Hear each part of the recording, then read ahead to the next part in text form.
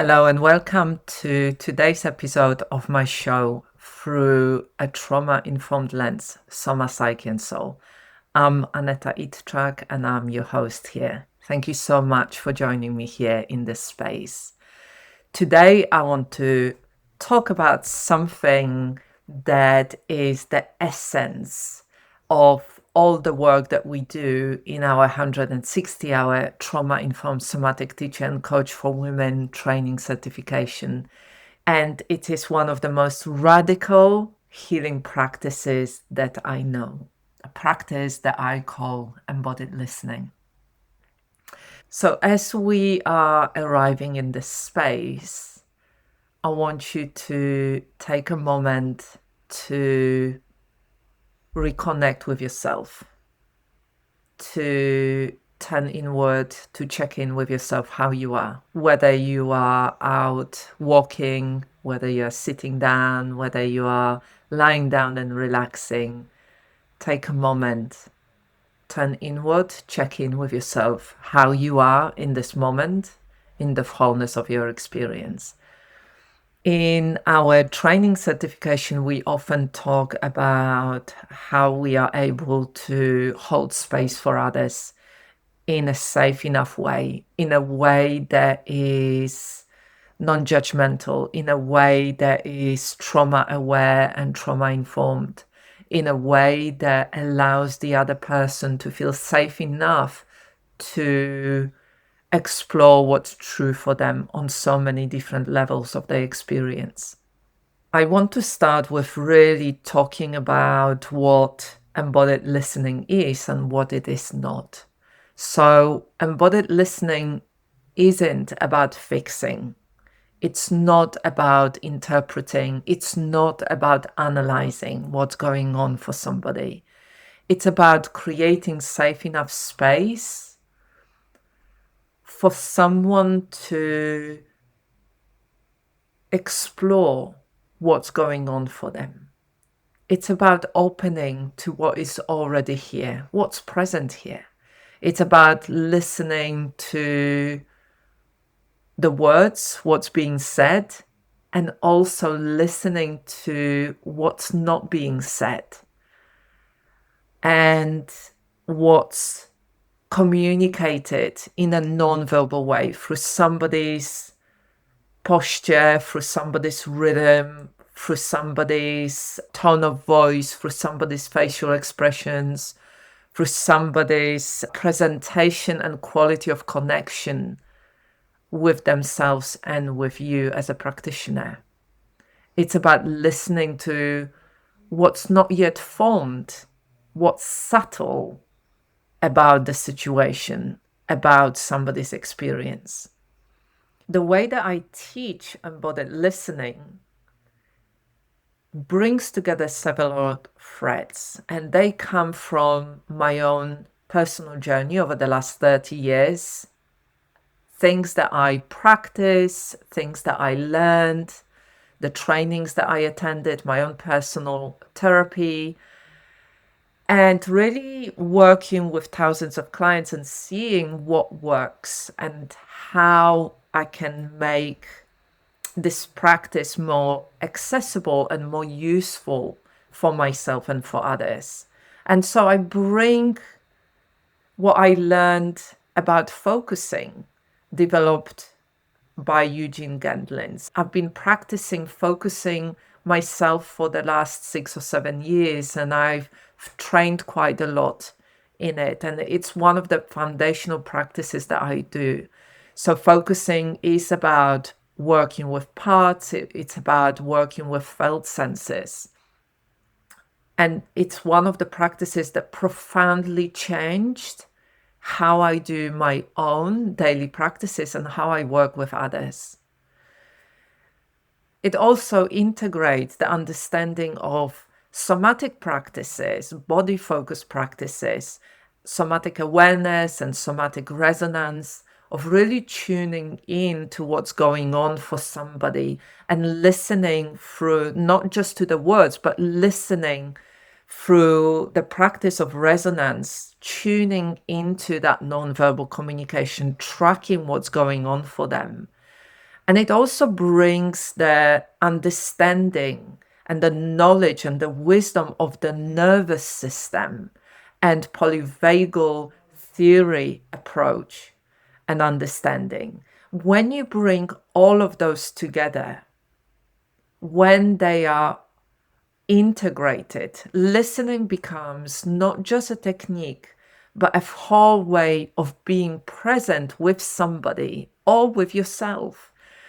And so it goes beyond just deep listening, beyond just listening to somebody's words, and really tracking what's going on for them as we are this relational space with them, as we are collaborating with them through the process of them exploring what's going on for them. So, what are the qualities of embodied listening?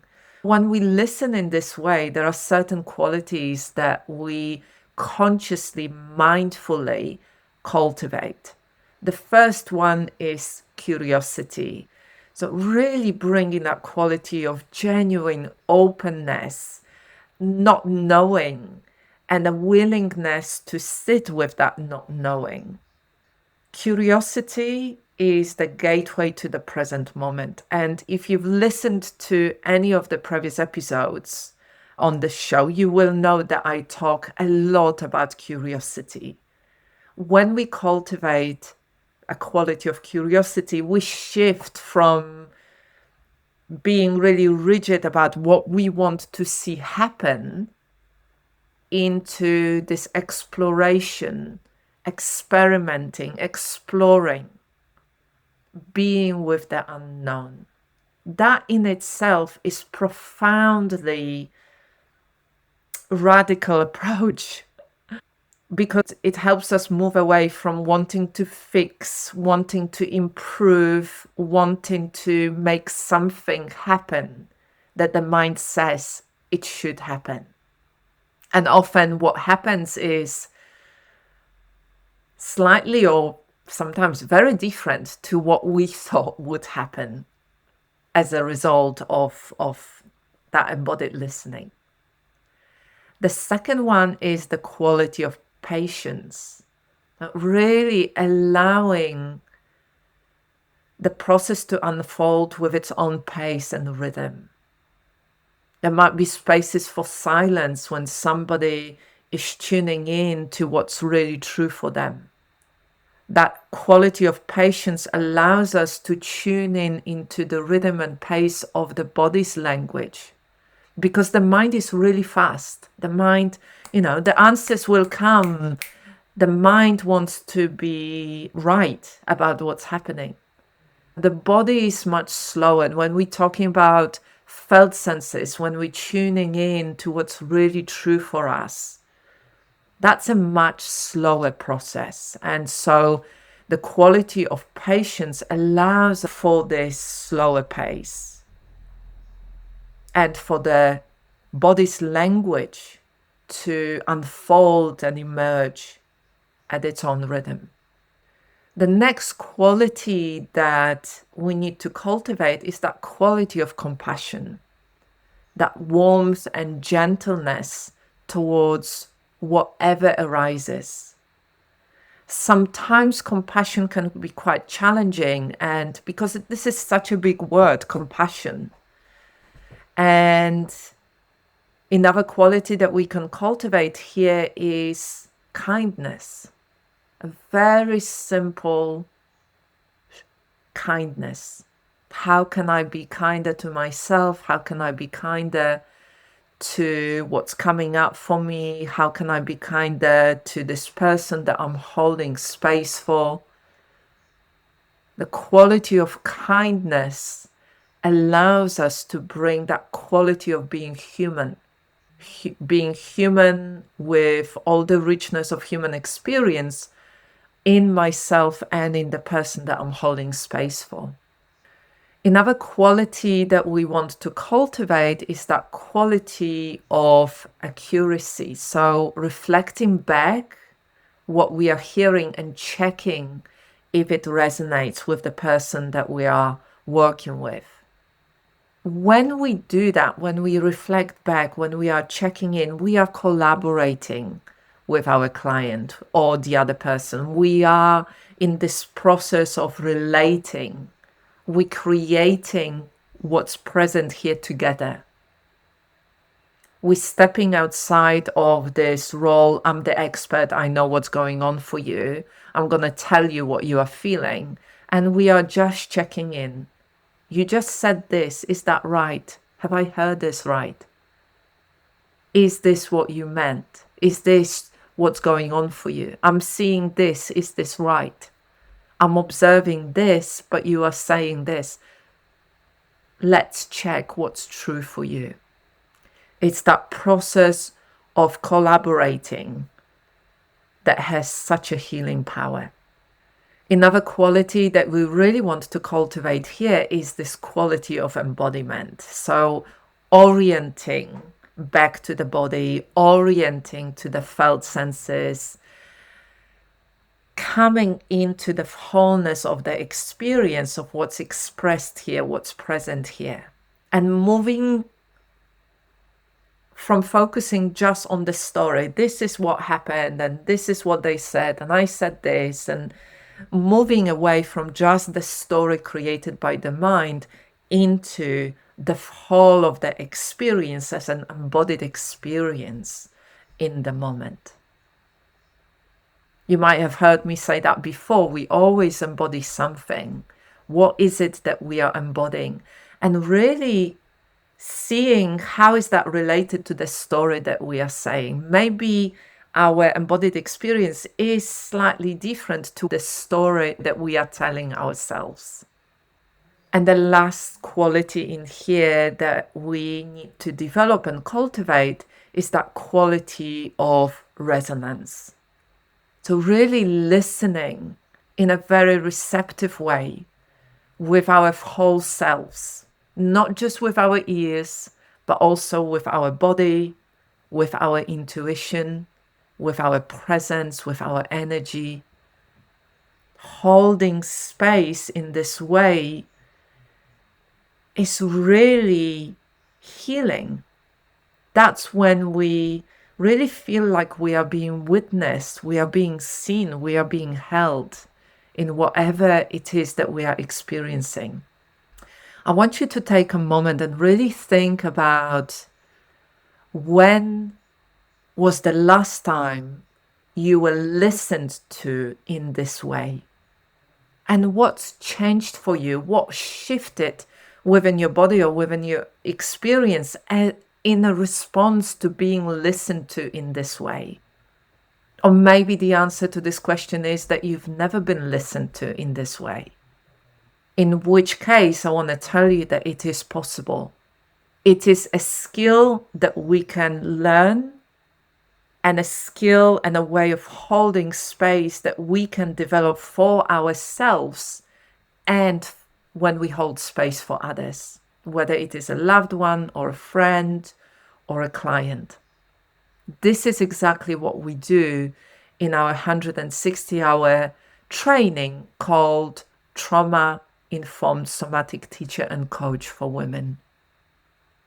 It is a skill.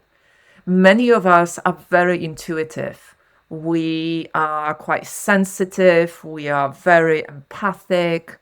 We are very conscientious. And many of us intuitively hold space for others with some of those qualities. But what we want is to really develop it as a skill that we can lean into, that is based in our understanding and in our practice, a reliable skill. Because the challenge with intuition is that sometimes it's available to us and sometimes it's not available. Sometimes we don't know what exactly our intuition is trying to tell us. So this is why learning embodied listening can give us a predictable framework to use that includes our intuition, includes our empathy, but we also have got those points of reference and predictable system that we can lean into. So why is embodied listening such an important skill and important practice within somatic coaching? Why does it matter so much? It matters because embodied listening becomes a bridge between body, psyche, and soul and life itself. The framework that I teach within our training certification is called the Integrated Soma-Psyche-Soul coaching method. And the embodied listening practice is the essence of that approach, of that framework.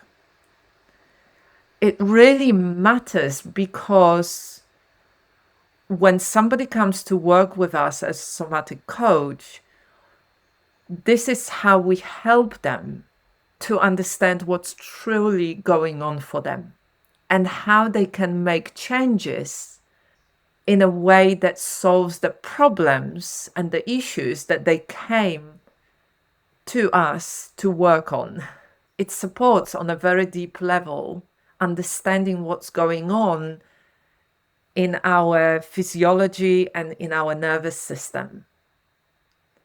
It helps us honor our own pace and our own rhythm.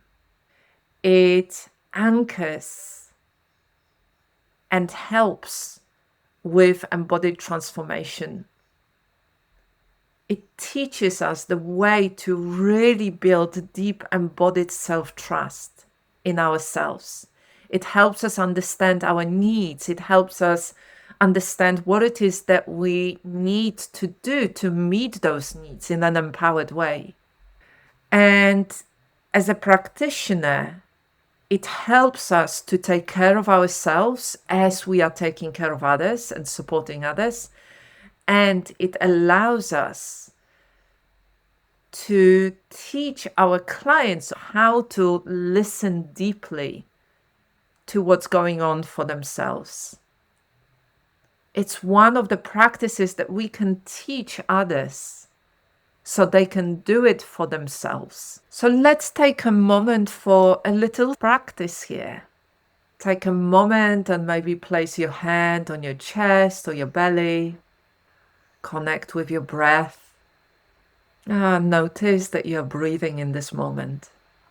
Maybe take a moment to feel the support underneath you, whether it is support behind your back or underneath your sitting bones, your buttocks, your legs, if you are sitting down or if you are lying down, or the support underneath your feet if you are standing up.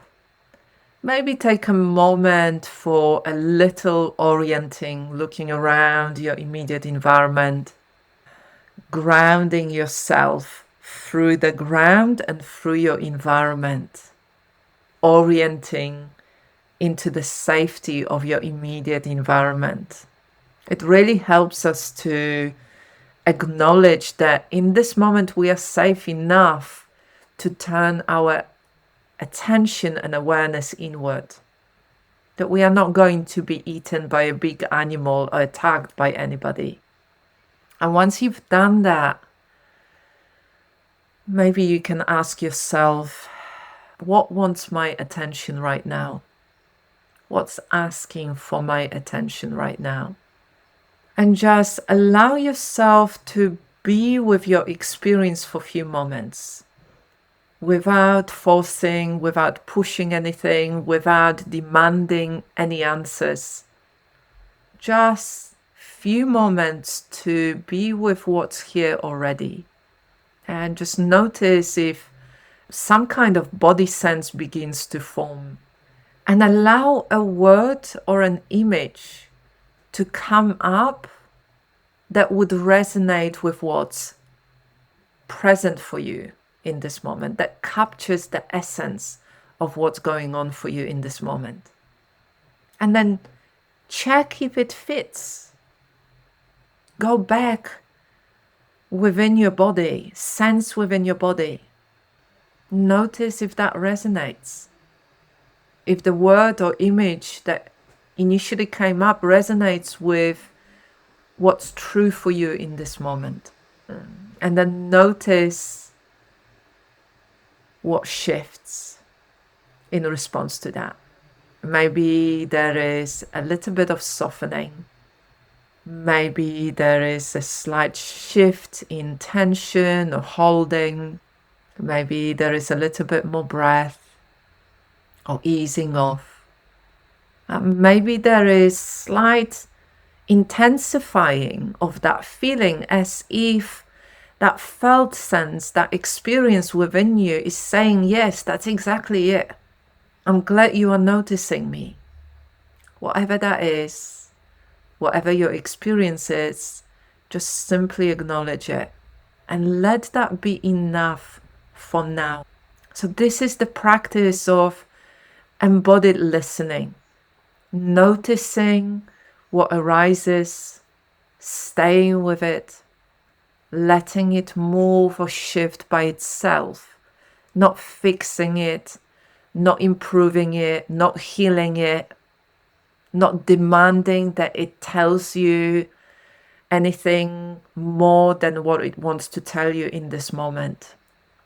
This is a way of building relationship with yourself.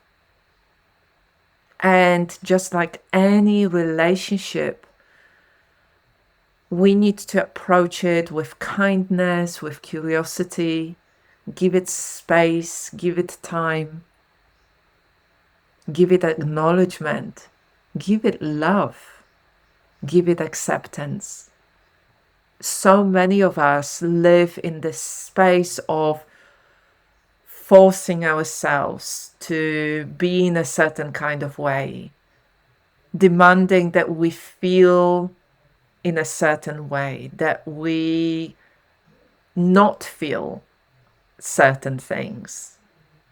A lot of it comes from especially from our early years conditioning, being told how to feel, how to behave, what to do by adults around us. But we also internalize those thoughts, those ways of being. And so this is the process of unlearning all of that conditioning, all of the shoots, all of the ways of forcing ourselves to be in a certain kind of way and ignoring what's already present here, what's true for us. So I'd like to invite you to kindly, in a very gentle way, to start approaching the relationship with yourself and with different parts of you in this very gentle, kind way. And just notice how that shifts and changes how you are and how your life changes in response to that. And if you're a practitioner working with others and you'd like to bring more of embodied listening into the way that you are holding space for others, then I'd like to invite you to listen not just with your ears, but with your whole being, including your nervous system. So you can notice with the body, the breath, the posture, tension or ease, the quality of their presentation and presence. You can notice with your senses, so the tone of their voice, their energy, their gestures, their eye contact. You can notice and track what's going on for them within their physiology and what it tells you about their nervous system. So the cues of the hyper or hypo arousal, for example, or phoning behavior. You can do it by using and listening to your intuition. Subtle impressions, the metaphors that somebody uses, the connections that they make. You can do it with your energy. So really bring in that somatic resonance, the sense of contraction or openness, noticing where there is a sense of disconnection with you or within themselves, and observing really the subtle shifts. And also noticing where there is a sense of cognitive dissonance or dissonance between what they say and what their presentation, their physiology and the nervous system responses tell you about what's going on for them. So all of this is a skill that we can learn. The more conscious we are, the more mindful we are about what we are paying attention to, the better we become with holding space for others, holding space for ourselves by using embodied listening. So embodied listening is one of the most radical healing practices we can offer. It's simple, but it's not easy. It takes practice, presence, and patience, and a lot of curiosity. And it's absolutely essential and the foundation of the work we do inside our Trauma-Informed Somatic Teacher and Coach for Women training certification. Because when we listen in this way to ourselves, to our clients, to our loved ones, and to life, we create spaces that are safe enough for the true transformation, embodied transformation to take place. And if this way of working resonates with you, if you'd like to learn embodied listening in this way and weave it into your work with others and the way that you relate to yourself, our next cohort starts on the 3rd of October. There is already a group of women who said yes to this way of working and being with themselves and others. And I'd love for you to join us as well. Thank you for being here. Thank you for taking time to listen to this episode. And as always, I wish you a really good week. Look after yourself in the best way that you can, with a lot of kindness and self-compassion. Take care for now.